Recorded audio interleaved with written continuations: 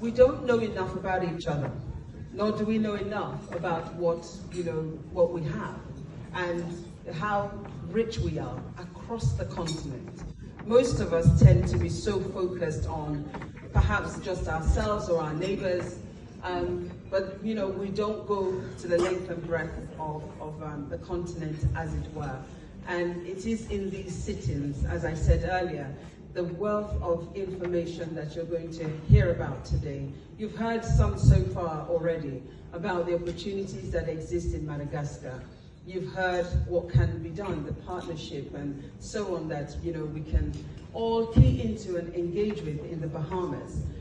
We've also learned about what is going on, and we're yet to learn more. And so in this session, we're going to hear about Africa's newest country, South Sudan, and some of the amazing opportunities and things that we can do together for the development of South Sudan, and of course for the development of our countries as well. So let's take time to listen during the session and take note. And as I mentioned earlier, it's important that we engage. I noticed during the break we were all queuing up for that picture. And I just want to let everybody know that every photograph taken with the Prime Minister, you have to pay me. Thank you, I appreciate that.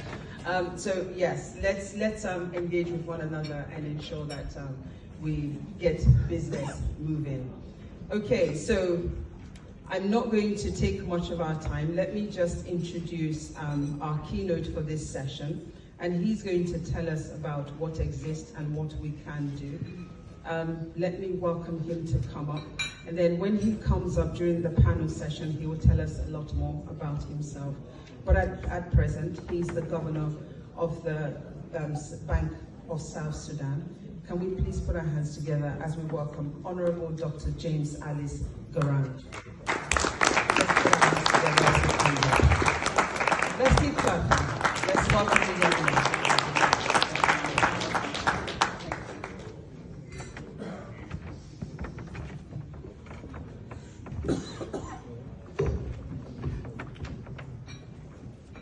Thank you very much, Priscilla, for the kind introduction. Your Excellency, Right Honorable Philip Davis, Prime Minister of the Commonwealth of the Bahamas, Dr. Ken Giami, Chairman of the African Leadership Organization, representatives from the UK government and business community, esteemed African leaders from the government and the private sector, distinguished guests, ladies and gentlemen, good morning. It is a privilege and an honor for me to stand before you today at the African Leadership Summit 2024 here in London.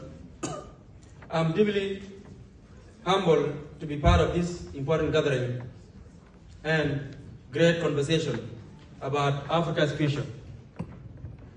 Notwithstanding all the challenges that have been highlighted earlier, and the ones that are going to be highlighted this morning and this afternoon,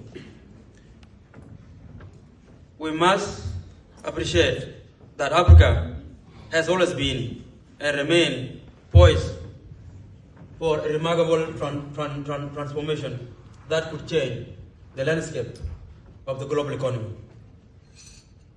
With this, I would like to quote a great English writer and a speaker and a poet, William Shakespeare, who said, "The golden age is before us, not behind us." And for Africa, this is really the true definition based on what I've just heard earlier from the previous speaker, including the Prime Minister himself. There is the golden age for Africa, and we must always be ready for that. One of the key drivers of this expected transformation emanates from the continent's fast-growing population. According to some estimates, the UN estimates, Africa is projected to be home of 2 billion people by 2050. This makes it the most populous continent on Earth. This demographic trend presents a unique opportunity for the continent to harness the power of its youthful population and drive economic growth through innovation, entrepreneurship, and augmented productivity. South Sudan, like other countries that has challenges, has a number of potentials. And for us, that is sprinkled across a number of sectors. But that being said, we have also had a number of challenges, some of which have significantly impacted economic growth. It has been affected, South Sudan has been affected by multiple shocks, including the fluctuation of oil prices, disruption, and the global economic downturn induced by the COVID-19 pandemic and its carrying effects. These factors, for us, have led to a sharp decline in economic activity, currency depreciation, and limited access to basic services for the population. That being said, despite those challenges that I have just highlighted, which are global and also unique to South Sudan, I would say South Sudan holds immense potential across the sectors. And spearheaded by the Bank of South Sudan, the banking sector has been playing a crucial role in supporting the economy and bolstering recovery. In this case, the Bank of South Sudan, together with diverse stakeholders in the country, has been implementing various